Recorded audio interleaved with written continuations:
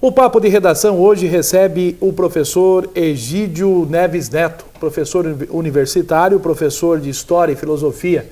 Professor Egídio, vamos falar do Dia dos Índios, ou o Dia do Índio, né? O Dia do Índio, que é comemorado no dia 19 de abril.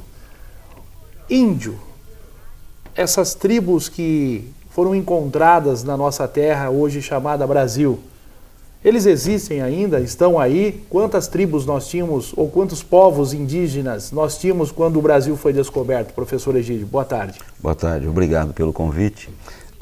Nós tínhamos aproximadamente umas 100 tribos, chuta-se, porque não dá para saber uma coisa dessas, por volta de 5 milhões de indivíduos. Esses indivíduos foram sendo dizimados ao longo do tempo.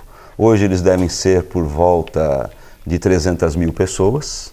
A grande maioria está passando fome. Você tem algumas dessas tribos que conseguiram se dar bem, como os gaviões, então eles têm internet, televisão e essas comodidades que nós temos hoje. Mas a grande maioria está passando fome. As meninas são prostituídas pelas pessoas que atacam as tribos. Os meninos são alcoolizados ou semi-escravizados em trabalhos extremamente indignos, né? A gente precisava prestar um pouquinho mais de atenção nos nossos queridos povos indígenas. Qual a importância do índio? O índio, na verdade, é uma coisa maravilhosa, porque ele é um homem das cavernas. Imagine o seguinte, eles têm uma cultura de 10 mil anos. Então, há 18 mil anos atrás, eles chegaram no Brasil, que provavelmente não são daqui. Então algumas pessoas acham que alguns vieram da Mongólia, daí os olhos puxados, né? Alguns acreditam que eles vieram das ilhas do Pacífico, perfeito? De qualquer maneira, esses índios, quando chegaram aqui, eles tinham contatos com astecas, índios, digamos, espanhóis, ou de colonização espanhola, tinham contatos com os gregos, com os egípcios, perfeito? Nessa mesma época, porque o povo humano sempre andou pelo planeta. Então, houve sempre uma troca de informações. Se você pegar o que a gente chama erradamente de lendas indígenas, que seria a literatura deles, mas é uma literatura oral, falada, evidentemente, porque eles não tinham escrita, você vai perceber que lá tem a Odisseia dos gregos, que lá tem os contos de fadas da Idade Média, que lá nós temos passagens bíblicas da Bíblia cristã, católica, que nós acreditamos, né? Então eles tiveram contatos com todos os povos. É como se você conversasse com alguém que tivesse 10 mil anos.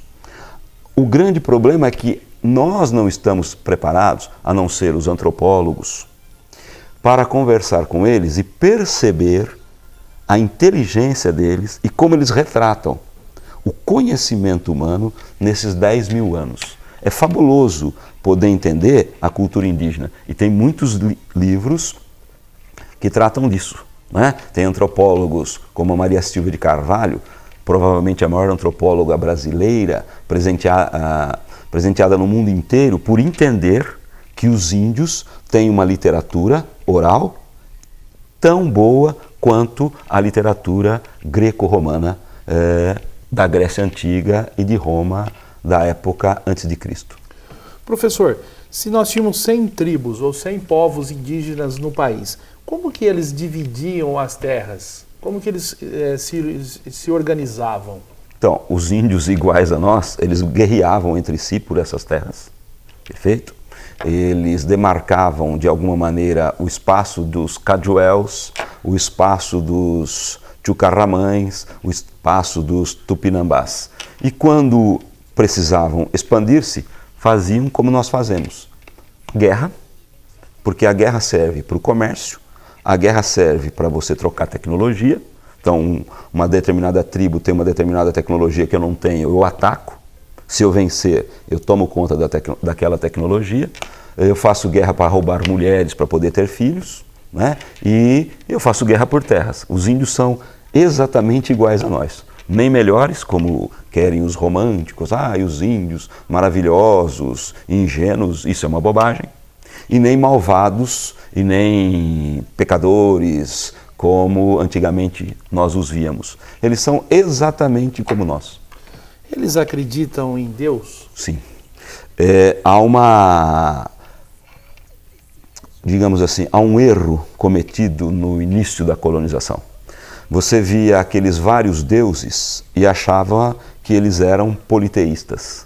Mas os índios, como qualquer outro grupo, têm também um Deus só. Né? Se você pegar a nossa religião católica, nós temos vários santos.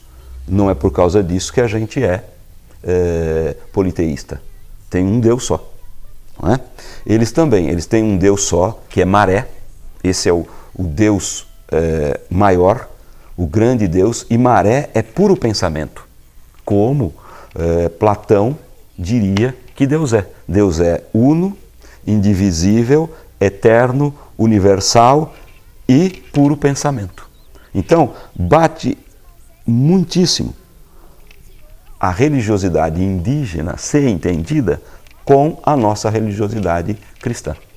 Agora, houve cruzamento de tribo, exemplo, os Cajuels com os Tio-Carramães. Houve um cruzamento ou assim uma integração entre os povos, ou sempre foram divididos e não existia uma ligação uma com outra, ou a mulher da tribo A com a mulher da tribo B, enfim, existia um cruzamento de raças aí, no caso, de povos? Sim, os nossos queridos povos indígenas, só para você ter uma ideia, eles falam quase 102 línguas, mas eles têm uma língua que é o canto geral, seria o Esperanto, que é a nossa esperança, eles já tinham. Todo índio fala no mínimo 3 línguas. A língua do povo dele, a língua dos vizinhos e a língua chamada canto geral, que é uma língua que todos eles entendem. Quer dizer, muito parecido com hoje, né? Muitíssimo parecido. Cada país tem a sua língua, mas uma língua universal, no caso o inglês, e uma outra terceira língua, no caso o espanhol ou o italiano, enfim. Né? Muito parecido, né? Todo índio fala no mínimo 3 línguas. Quer dizer, menosprezar esse pessoal, menosprezar a cultura deles, achar que são ingênuos, o senhor tem razão, né? É uma tremenda besteira. Né? Grandiosa bobagem. Uma bobagem do tamanho do mundo. Sem tamanho. E infelizmente, veja, nós estamos matando alguém que tem uma cabeça e uma cultura de 10 mil anos, que nos ajudaria a entender como nós fomos e como nós evoluímos. Então, conversar com o índio é perceber toda essa evolução da humanidade e quais são as nossas ideias antepassadas. É conversar diretamente com o passado, porque alguns deles vivem e cultuam essas lendas, que na verdade são verdades contadas de maneiras metafóricas. Então eles contam isso e aí você vai entender o início da nossa religiosidade. Porque como é que eles explicariam o início da religiosidade? E você vê isso num filme chamado Avatar, que copia, né? Aqueles homens azuis são indígenas, não é? E que copia isso muito bem. A hora que a Avatar, a moça, mata um animal, porque o rapaz que é o Avatar, né, cometeu um erro e ela o xinga, falando, olha, por sua causa, para que você não morresse, eu tive que matar um animal. Aí você tem o início da religião. Como é que os indígenas descobrem Deus? Quando eles começam a pensar o seguinte, tudo que eu tiro da natureza vai faltar um dia. Então, a natureza é finita e ela pode acabar. Como é que eu me acalmo com esse medo de que o mundo vai acabar? Se eu repuser alguma coisa no lugar. Então, se eles desflorestavam, se eles matavam animais para comer, então eles faziam um sacrifício. Que sacrifício? Eles deixavam para trás alguma mulher para ser comida pelas feras ou alguma pessoa para ser morta de fome na floresta. E assim eles acreditavam que estavam repondo aquilo que eles tinham roubado de Deus ou da natureza. Aos poucos, eles mesmos vão sublimando isso. E ao invés de matar alguém, pura e simplesmente faz um ritual simbólico. Finge-se que matou alguém e isso acalma as pessoas. Porque o que é que a gente quer diante da vida? Ficar calmo, né? Já que eu não sei se depois da morte tem vida, já que eu não sei se realmente depois da morte um Deus bom vai me acolher, não é? E minha alma terá uma vida eterna junto de maré ou junto de Deus, porque a minha alma ascenderá aos céus e ficará junto desse puro pensamento. Então os índios, para acalmarem-se diante deste medo, o que eles faziam? Sacrifícios simbólicos, não é? Que acalma o índio. Então ele fala o seguinte: se eu machuquei a floresta, agora ao repor aquilo, o mundo não vai acabar. Não é a mesma noção que nós temos de ecologia? Se a gente diminuir a quantidade de gás carbônico jogado na atmosfera, se a gente fizer uma economia de gás carbônico, o mundo não vai acabar? Não há nenhuma prova de que o que nós estamos fazendo vai levar a isso.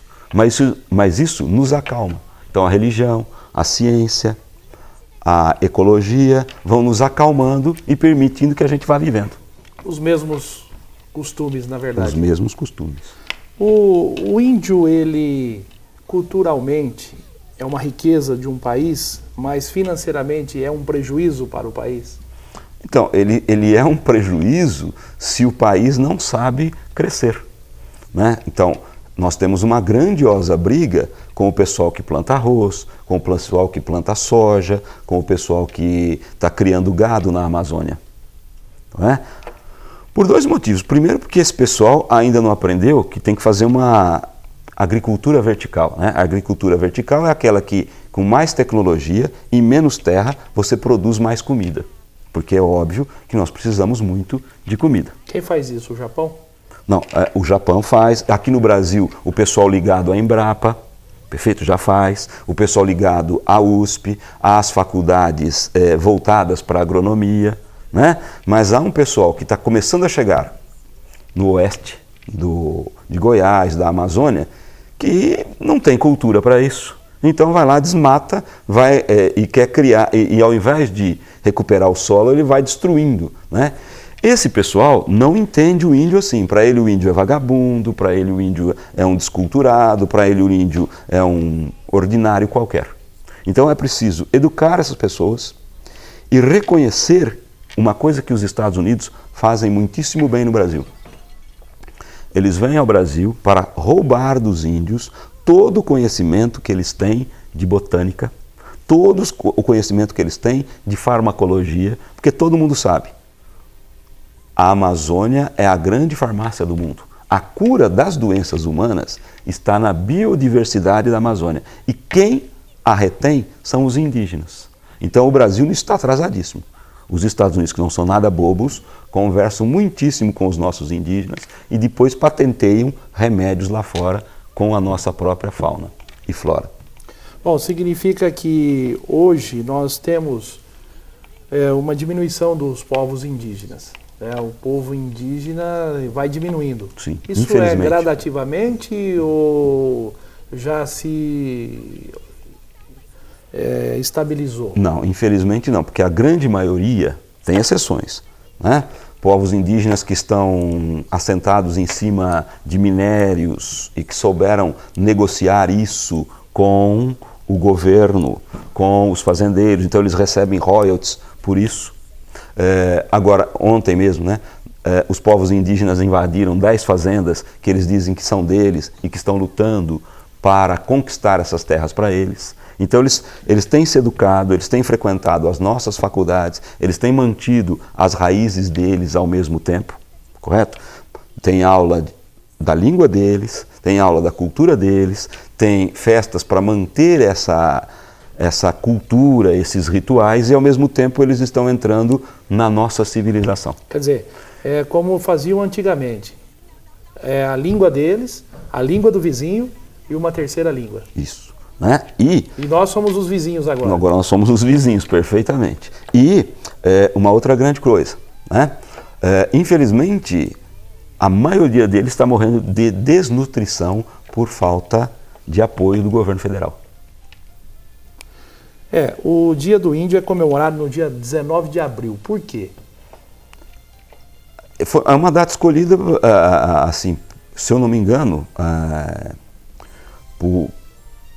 Por acaso, eu não saberia dizê-lo por que é o 19 de abril, não sei se houve alguma luta indígena por isso, infelizmente não saberia dizer. Os espanhóis, os portugueses, quando chegaram no Brasil, se depararam com os índios. Sim. Como foi essa relação? Foi uma relação amigável ou não? Na Espanha, ou na colonização espanhola, houve imediatamente, eles começaram a escravizar os indígenas, porque pouco depois eles descobriram ouro, e aí colocaram os índios nas minas de ouro e prata para retirar o ouro. Então houve um massacre indígena, embora na América dita espanhola, os indígenas sobreviveram mais do que aqui no Brasil. Você tem alguns países em que 70% da população é indígena ou descendente de indígena. Mas houve um massacre bastante grande. No Brasil, o que aconteceu? Quando os índios viram os nossos queridos portugueses, os nossos índios, pelo menos os do litoral, acreditavam que eles eram deuses e, portanto, os trataram bem. Durante muito tempo, o que havia? Uma troca. Os indígenas recebiam, pelo trabalho, que era cortar a madeira, a famosa pau-brasil, eles recebiam machados, espingardas e coisas úteis. É uma fantasia essa coisa de que o índio era enganado, que ele era tonto, você dava miçanga, espelho e ele trabalhava de graça. O índio não é burro, não é? Ele queria os machados porque cortaria as lenhas, as árvores mais rapidamente e, ao mesmo tempo, no trabalho na roça dele, com esses aparelhos tecnológicos, ele faria um trabalho muito mais rápido. E queria a espingarda, por quê? Porque se ele está em briga com uma outra tribo indígena, ele vai usá-la e ele vai vencer a guerra. Então ele não é nada bobo, não é? Então, nesse primeiro momento, nós podemos dizer que há um relativo encontro entre portugueses e espanhóis. Inclusive com uma coisa que a gente não costuma acreditar. Os indígenas tinham preconceito contra os espanhóis. Achavam os portugueses atrasados, porque para os indígenas usar pelo na cara é coisa de animal. Então eles viam os portugueses como bárbaros, né? Eles tinham preconceito contra os bárbaros, que são os portugueses. Muitas vezes eles venceram os portugueses, não foi fácil para os portugueses se estabelecerem no Brasil. Correto? Então houve muita guerra e durante mais de 100, 200 anos, os índios venciam aos portugueses. Ao contrário do que a gente pensa que eles só perdiam. Muitas vezes eles ganharam. E depois, quando é que a guerra se dá mesmo? Vamos dizer assim, houve uma guerra declarada. Quando Portugal resolve plantar cana-de-açúcar no Brasil, aí Portugal quer terra. Aí nós teremos as guerras entre os indígenas e os portugueses pelas terras. Nós temos motivo para comemorar o Dia do Índio? Nós temos motivo para fazer uma reflexão sobre o Dia do Índio, né? Porque nós estamos matando os povos que carregam o conhecimento dos egípcios, dos gregos, dos astecas e de toda a humanidade na cabeça. Para que matar esse tipo de gente? Essa é uma reflexão. Muito obrigado pela presença no nosso programa. Sou eu que sempre agradeço. Conversamos com o professor Egídio Neves Neto, professor universitário, professor de História e Filosofia. Falamos sobre o Dia do Índio, um dia de reflexão, segundo o professor, aqui no Papo de Redação pela STZ.